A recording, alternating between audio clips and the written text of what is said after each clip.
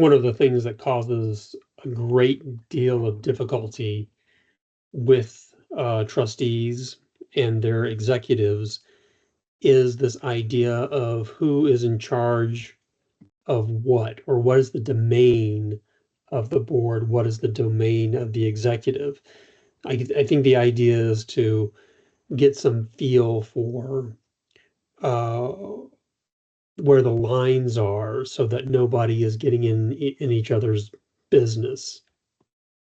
You often hear this about trustees should be focusing on governance and not operations, which in general is good advice.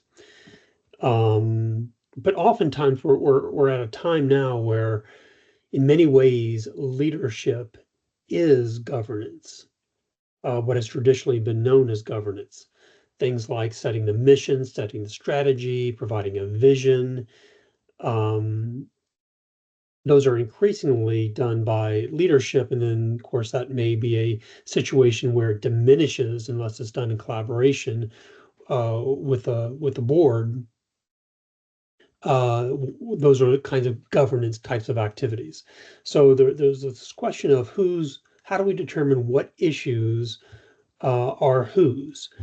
We don't want it's not healthy for anyone to have a board that is stepping into micro operational issues, but it doesn't help them to be completely inactive as well.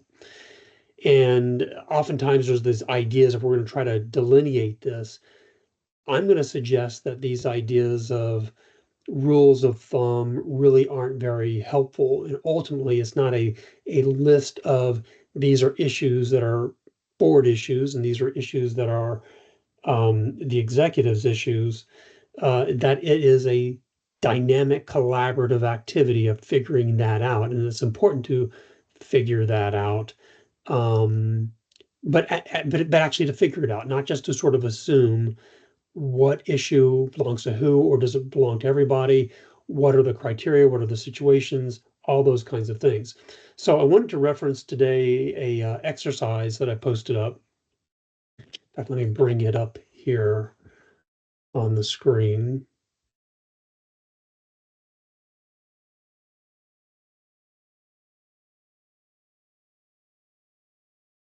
This will just take a moment here.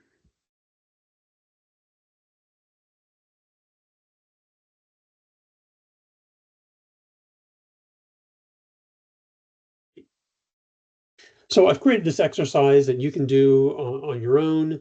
It is who is responsible for what. And the goal is to provide trustees and executives with insight as to what is thought of the roles and responsibilities. Whose are they? Who has ownership of those roles and responsibilities? The outcome, my hope is, if you use this, is to build trust in relationships based not on bureaucratic rules, but through dynamic inquiry. And this can either be done as a survey or as a discussion item, where you go from item to item as a discussion.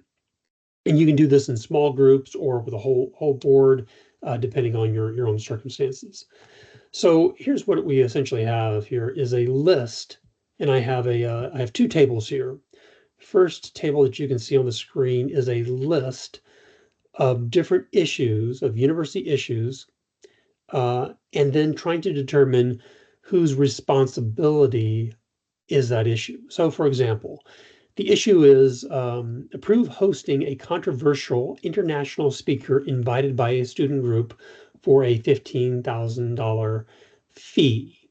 So is that something the executive should be deciding all on their own?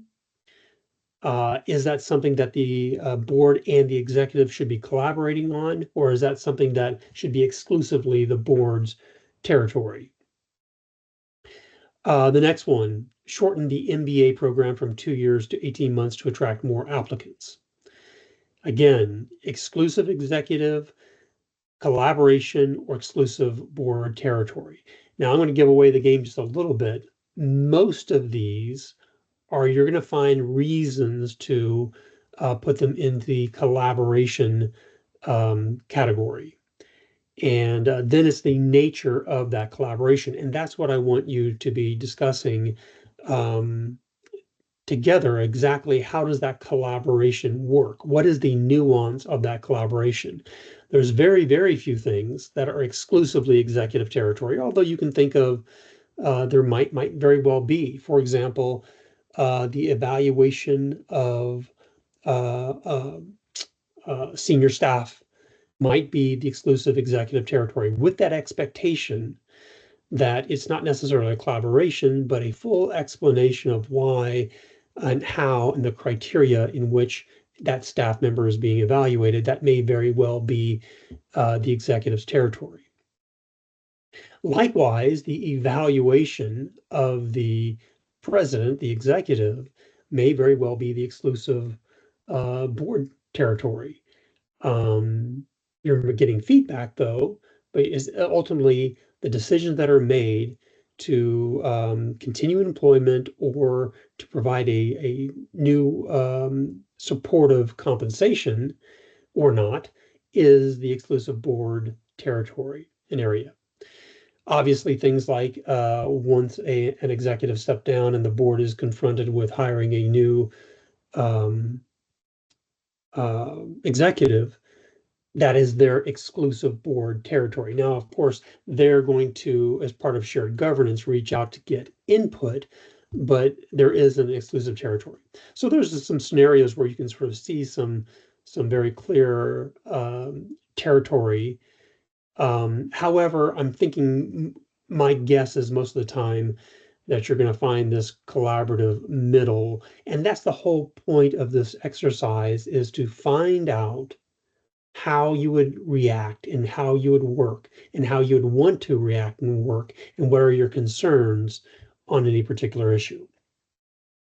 I have here two sets. Table A is the first set of issues and table B is an additional set of issues that you can explore. I think it's a good idea to divide this activity into two time periods.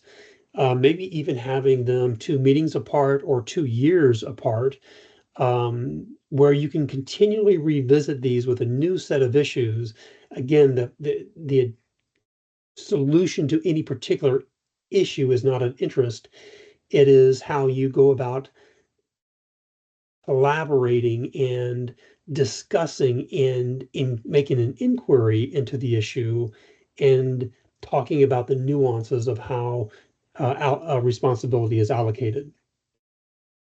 So it's the whole point of the exercise is to foster conversation, and I think if you do so, some of these issues you'll actually be confronting, but more likely that the general process of collaboration is going to be value to you.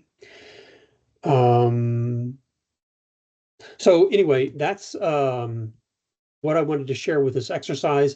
You can find this exercise, you can download, you can use it at your leisure, you can modify it, you can do whatever you want with it at meaningfulgovernance.org, and let me know how it goes.